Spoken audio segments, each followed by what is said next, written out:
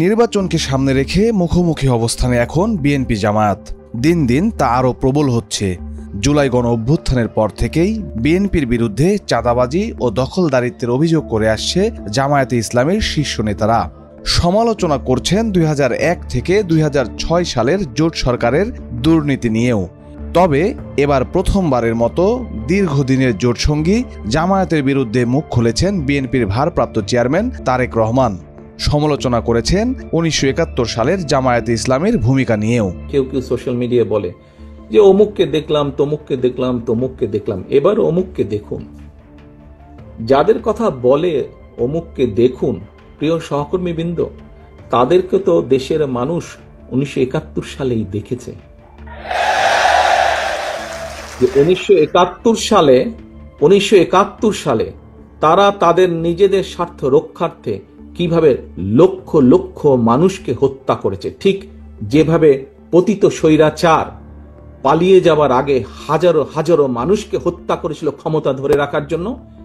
এই যাদেরকে কেউ কেউ বলে যে একবার দেখুন না এদেরকে, তাদেরকে দেশের মানুষ ৭১ সালেই দেখেছে নিজেদের রাজনৈতিক স্বার্থ রক্ষার্থে লক্ষ লক্ষ মানুষকে শুধু হত্যাই করেনি, তাদের সহকর্মীরা কিভাবে মা বোনদের ইজ্জত পর্যন্ত লুট করেছিল।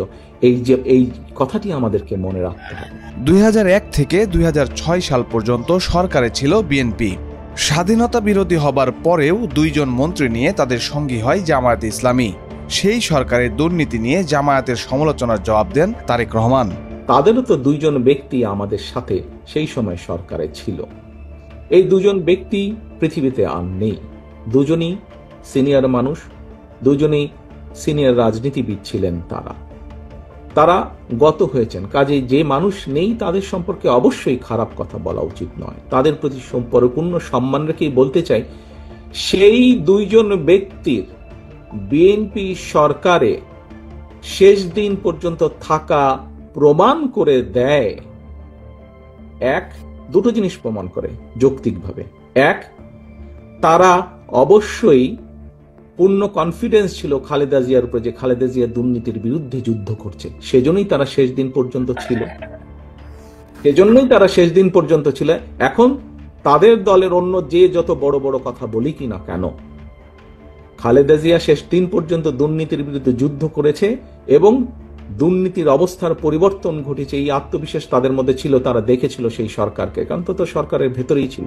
বিএনপির ভারপ্রাপ্ত চেয়ারম্যানের বক্তব্যকে কিভাবে দেখছে জামায়াতে ইসলামী, এই বিষয়ে জানতে দলটির সেক্রেটারি জেনারেল মিয়া গোলাম পরোয়ারের সঙ্গে যোগাযোগ করা হলে তার সহকারী জানান, আপাতত এই বিষয়ে কোনো বক্তব্য নেই জামায়াতের। নির্বাচন যত ঘনিয়ে আসবে রাজনৈতিক দলগুলো ততই পরস্পরের দুর্বল বিষয়গুলো সামনে এনে প্রতিপক্ষকে ঘায়েল করার চেষ্টা করবে বলে মন্তব্য করেছেন রাজনৈতিক বিশ্লেষক আলতাফ পারভেজ। তারেক রহমান যখন ৭১-এর কথা বলেন, সেটা সত্য। ৭১-এ জামাত ইসলাম সম্পর্কে নিশ্চিতভাবে তিনি বলছেন এবং সেই ঘটনা তো আমরা জানি। এবার আমি বলবো ৪৭-এর ঘটনাও এখানে উল্লেখ করা উচিত। ১৯৪৭ সালেও পাকিস্তান আন্দোলনে যখন সারা ভারতবর্ষের মুসলিমরা পৃথক একটা দেশের জন্য লড়ছিল, মুসলিম লীগের নেতৃত্বে, জিন্নার নেতৃত্বে, মাওলানা মওদুদীর নেতৃত্বে জামাত ইসলাম তার বিরোধী ছিল। তেমনি ১৯৭১ সালে বাংলাদেশের মানুষ যখন একটা স্বাধীন দেশের জন্য লড়ছিল, জামাত ইসলাম তার বিরোধী ছিল। এক রাজনৈতিক দলের দুর্বলতা নিয়ে অন্য দলের বক্তব্য ভোটের মাঠে কতটা প্রভাব ফেলবে এমন প্রশ্নের জবাবে এই রাজনৈতিক বিশ্লেষক বলেন, নির্বাচনে এর প্রভাব আছে, প্রভাব থাকবে নির্বাচনের পরেও।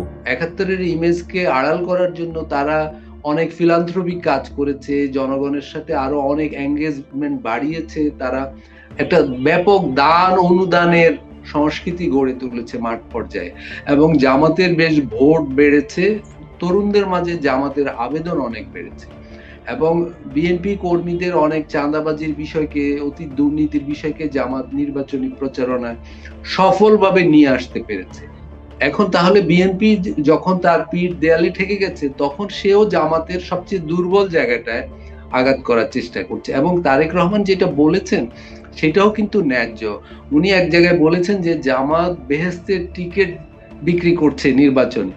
এই বেহেশতের কোথায়? বেহেশতের বরাদ্দ তো আল্লাহর দেওয়ার কথা, এটা জামাত কিভাবে বরাদ্দ দিবে? এই ধরনের প্রশ্নগুলো সরাসরি জামাতের নাম না নিয়েও তিনি উত্থাপন করেছেন।